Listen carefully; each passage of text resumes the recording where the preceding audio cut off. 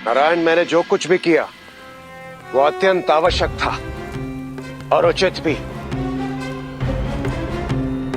उस बालक को समझाने का मैंने बहुत प्रयास किया, किंतु वो नहीं माना। उसने तो सूर्य को निगल लिया। ऐसे में यदि मैं मौन रहता तो यह बहुत बड़ा अधर्म होता। और फिर त्रिदेवों ने जो दायित्व मुझे सौंपा है, उसकी यह मांग थी कि मैं अपने वज्र का प्रयोग करूं। क्यों सूर्यदेव, उचित कह रहा हूं ना मैं? देवराज सत्य कह रहे हैं नारायण। मैं सृष्टि को चलाने वाला सूर्य हूं, कोई खिलौना या फल नहीं जिससे बालकों का मनोरंजन हो। यदि और एक क्षण के लिए मैं लुप्त रहता तो ब्रह्मांड में सदा सदा के लिए अंधकार छा जाता। मारुति को समझाने का प्रयास किसने नहीं किया? मैं गया था वरुण देव के साथ, समझाया, थोड़ा बल का प्रदर्शन किया, परंतु वो नहीं माना। उल्टा उसे समझाने पहुंचे हर देवताओं को उसने अपमानित करके वापस भेज दिया। उसकी हठ का दंश संपूर्ण संसार को भोगना पड़ता। इसलिए देवराज ने जो कुछ किया वो उचित था।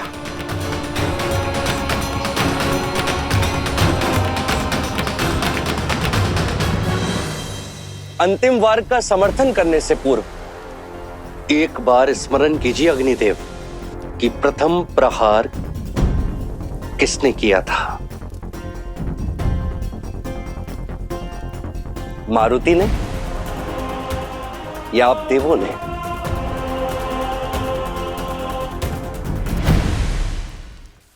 आपने मारुति की उद्दंडता को देखा, किंतु उसके पीछे के कारण को नहीं समझा। वो उसका हठ था, उसका भोलापन था, उसकी अज्ञानता थी, उसकी उत्सुकता थी। किंतु आपके भावों में कहीं भी सृष्टि के नियमों की सुरक्षा नहीं, किंतु अपने बल का अभिमान था। समस्या सृष्टि के सामने आई चुनौती के नहीं, बल्कि समस्या वो चुनौती थी जो उस नन्हे मारुति ने अज्ञानता में आप सबके बल को दी थी।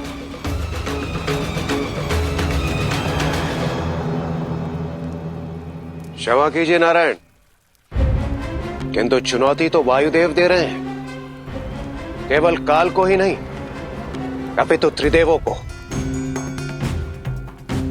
आप ही बताइए, एक पिता के दुख का दंड भला ये ब्रह्मांड क्यों भोगेगा?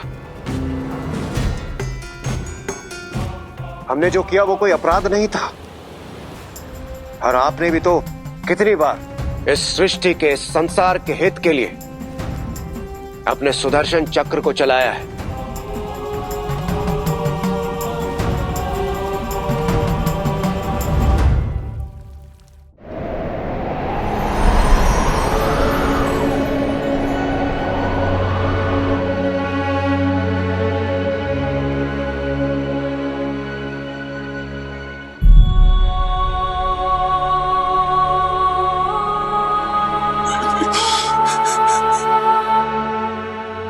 मारुति मेरा पुत्र,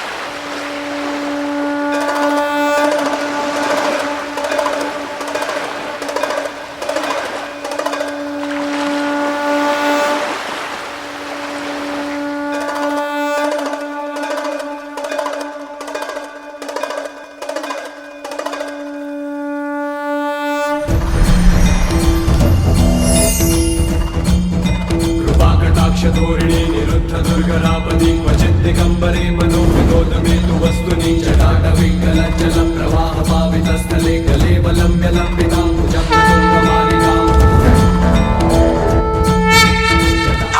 संभ्रमं भ्रमं निलिप्पनिर्झरी विलोलविच्चवल्लरी विराजमानमूर्धनिर्जलज्ज्वलल्ललाटपट्टपावके किशोरचन्द्रशेखरे रति प्रतीक्षणं मम करालभालपट्टिका धगद् धगद् धगज्ज्वलत्तनज्जयाहुतीकृत प्रचण्डपस्य सायके धराधरेन्द्र नन्दिनी कुचाग्रचित्रपत्रक प्रकल्पनेकशिल्पिनी त्रिलोचने रतिर्मम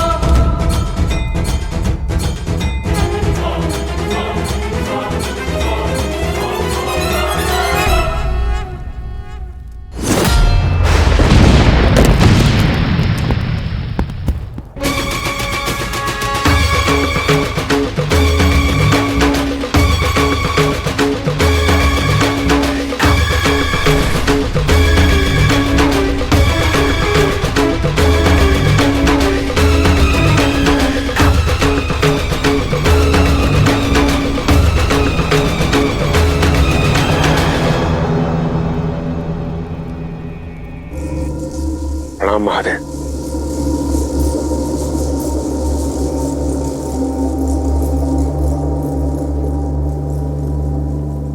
अधर्म करने के पश्चात उसे उचित ठहराने का प्रयास देवगण कब से करने लगे देवराजेंद्र? क्या देवताओं का अभिमान ब्रह्मांड से बड़ा हो गया है या अपने अहंकार के समक्ष एक बालक की सुलभता आपको तुच्छ प्रतीत होती है? प्राणी मात्र की रक्षा करने का प्रण लेने वाले देवताओं ने अपने अहंकार की ज्वाला में एक बालक को भस्म कर दिया।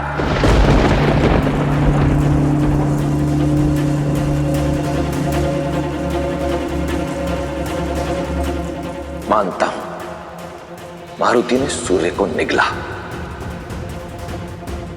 परंतु उसका मंतव्य, उसका कारण न हठ थी, न शत्रुता और न अभिमान, एक बालक का कौतूहल मात्र था बस। तो महादेव इसके पीछे कारण क्या हो सकता है? अहंकार, आपका अहंकार।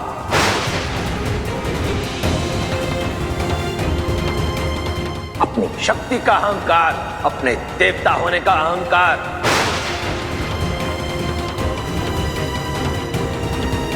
किंतु महादेव, इंद्रदेव,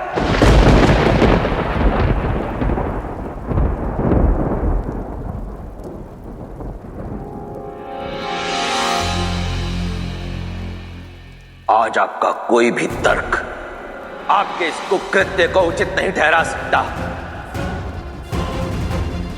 ना आपके, ना सूर्यदेव के, और ना ही अन्य किसी देवता के जिसने उस बालक को क्षति पहुंचाई है।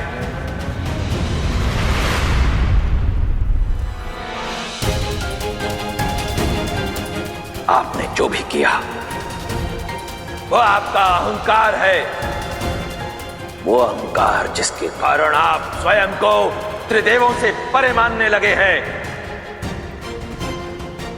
आज तुम्हारा अंत कर त्रिदेवों को भी अपने महत्व का पाठ पढ़ाऊंगा। अपने उसी अहंकार में चूर होकर आपने अपनी शक्ति का दुरुपयोग किया है एक अनुचित कार्य के लिए। आपको मारुति की बाल हट तो दिखी, परंतु स्वयं अपना अहंकार नहीं दिखा।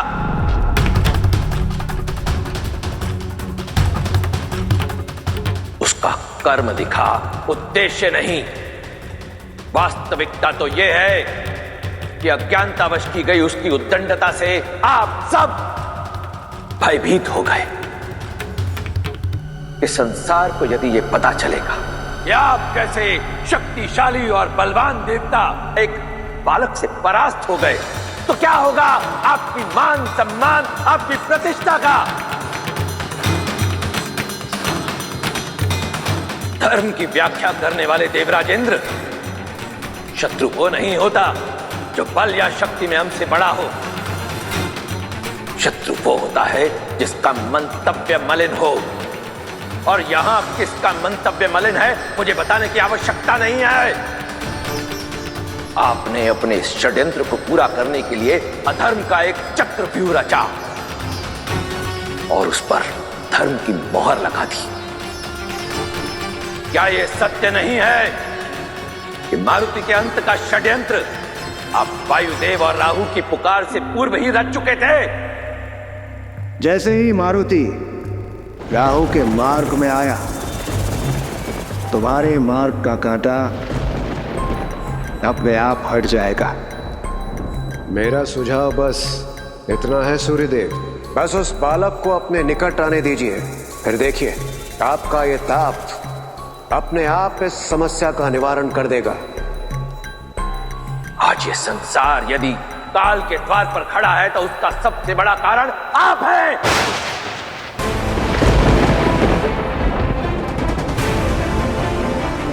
और आप सूर्यदेव, आपका दायित्व है सृष्टि को ऊर्जा प्रदान करना, परंतु अपना ये दायित्व निभाते निभाते आप में भी अहंकार आ गया है। यदि ऐसा है तो आपको स्मरण करा दूं कि इस सृष्टि के रचयिता हैं ब्रह्मदेव, संचालन का कार्य करते हैं मेरे आराध्य नारायण।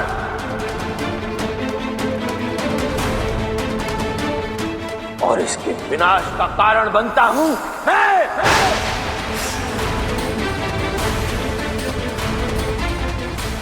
आप ही बताइए, क्या आपका ये तेज आज इस संसार को चला पा रहा है?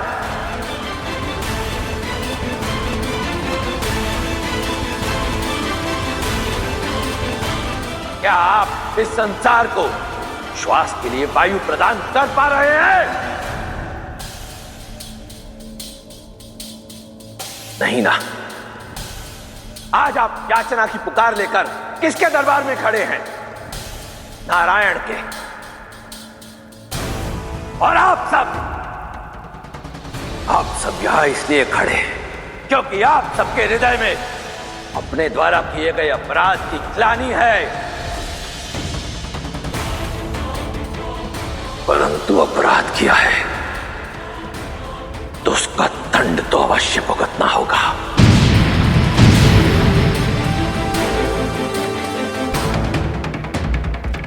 आप सबको मिलेगा।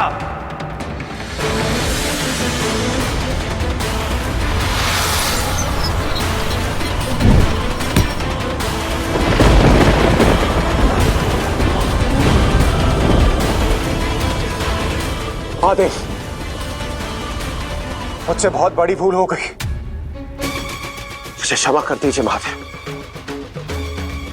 मैं अभी जाकर वायुदेव से क्षमा याचना करता हूं।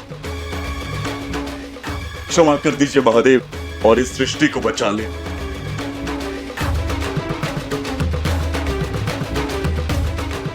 मैं अपनी भूल मानता हूं महादेव।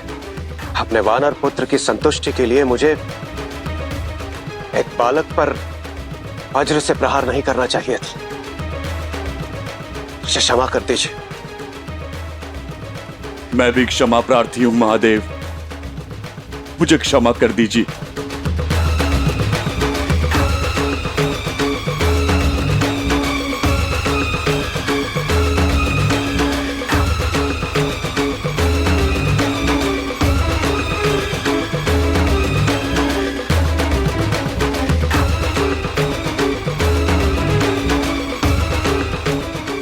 धन्यवाद महादेव, धन्यवाद।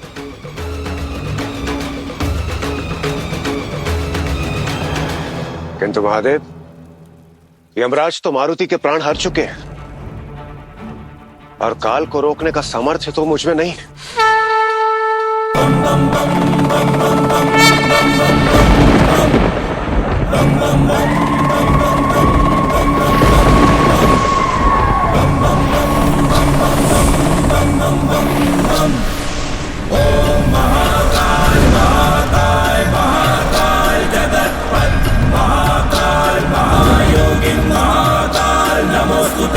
महाकाल महादेव महाकाल महाप्रभु महाकाल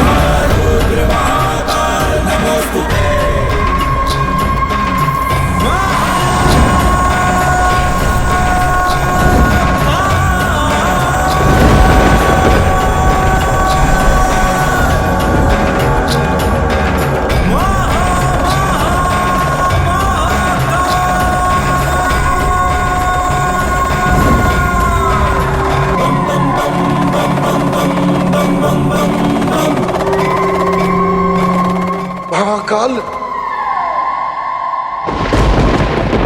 देवताओं को अपनी भूल का आभास हो गया है महादेव, किंतु वायुदेव का दुख असहनीय सिद्ध हो रहा है। मारुति प्राण पाने के लिए वायुदेव की प्रतीक्षा कर रहे हैं। वायुदेव किसी का आदेश नहीं मानेंगे। एक पिता की पीड़ा का हल आदेश से नहीं, आश्वासन से मिलेगा आराध्य।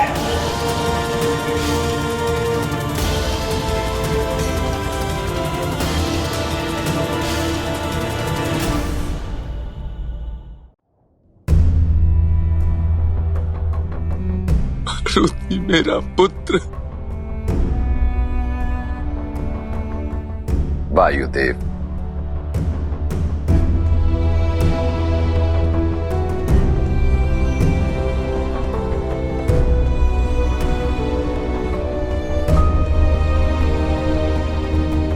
वायुदेव, आप इस संसार का श्वास हैं। आपका धर्म जीवन देना है, जीवन लेना नहीं। तीनों लोकों का अस्तित्व केवल आपसे ही संभव है। उस संसार का अस्तित्व केवल आपसे संभव है वायुदेव। जो मारुति को सर्वाधिक प्रिय है, वो संसार शून्य हो रहा है, जिसे मारुति ने अब तक देखा भी नहीं है। अब आप ही बताइए, यदि वो संसार ही नहीं बचेगा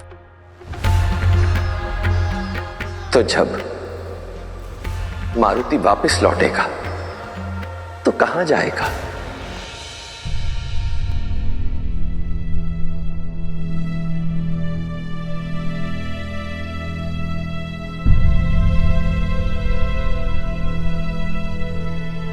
महादेव, क्या मारुति लौट सकता है? किंतु कालदेव। वायुदेव, काल को महाकाल ने रोक दिया है।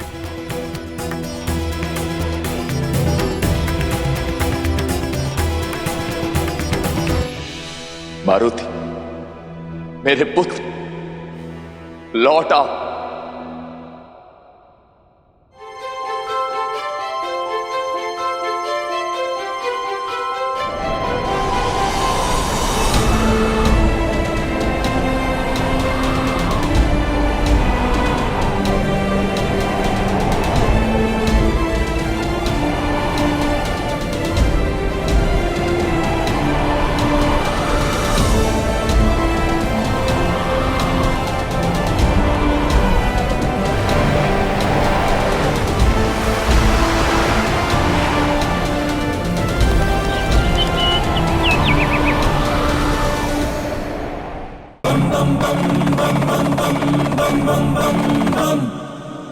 समय से पूर्व ना कोई आता है ना कोई जाता है, और ना तो तुम्हारा समय पूर्ण हुआ है और ना ही उद्देश्य। लौट जाओ मारुति, इस संसार को, विधि के विधान को तुम्हारी आवश्यकता है। ओम महाकाल महाकाल महाकाल जगतपत महाकाल महायोगी महाकाल नमोस्तुते।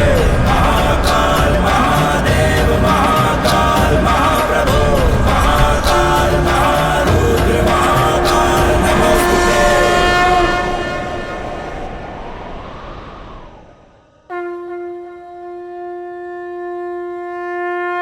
मारुति कोई साधारण वानर नहीं है, मेरा ही अंश है, और इसने जिस उद्देश्य से अवतार लिया है उसकी कल्पना यह संसार नहीं कर सकता। अभिमान ने मेरे नेत्रों को संकुचित कर दिया था, और मैं आपके विराट उद्देश्य को भूल बैठा। अपने वानर पुत्र के वर्तमान की चिंता में भविष्य को अनदेखा कर दिया। मुझे क्षमा कर दीजिए महादेव। भूल का आभास ही सुधार की पहली सीढ़ी होता है इंद्रदेव। और क्षमा याचना तभी सच्ची होती है जब वो मन को शांति दे। इस प्रकरण से संसार को आने वाले समय में एक बहुत बड़ी सीख मिलेगी कि एक बालक की हठ को अपराध ना समझा जाए। कि यदि कोई अज्ञानतावश अनुचित मार्ग का चयन कर ले परंतु उसका लक्ष्य शुभ हो तो उसका मार्गदर्शन करना चाहिए, उसे दंडित नहीं करना चाहिए।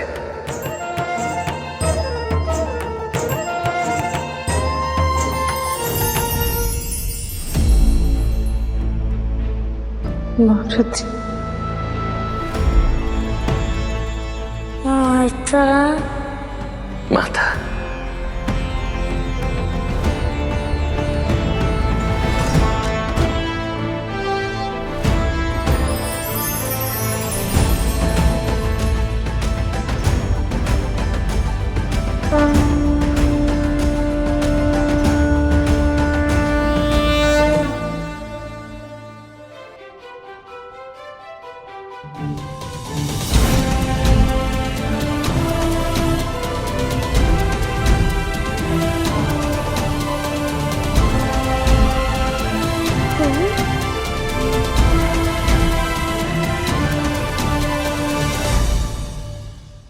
अपने क्रोध और अभिमान में आकर मैंने अपने विवेक और विचारों का प्रयोग नहीं किया। मेरे वज्र ने तुम्हारी हनु अर्थात तुम्हारी ठुड्डी को भंग किया और जिस साहस की पराकाष्ठा का परिचय तुमने दिया है उसे यह संसार सदैव स्मरण रखे। इसलिए आज से तुम्हारा नाम होगा हनुमान। हनुमान अंजनी कुमार बलवंता, शंकर सुवन वीर हनुमंता, हे अंजनी पुत्र पवन सुत जय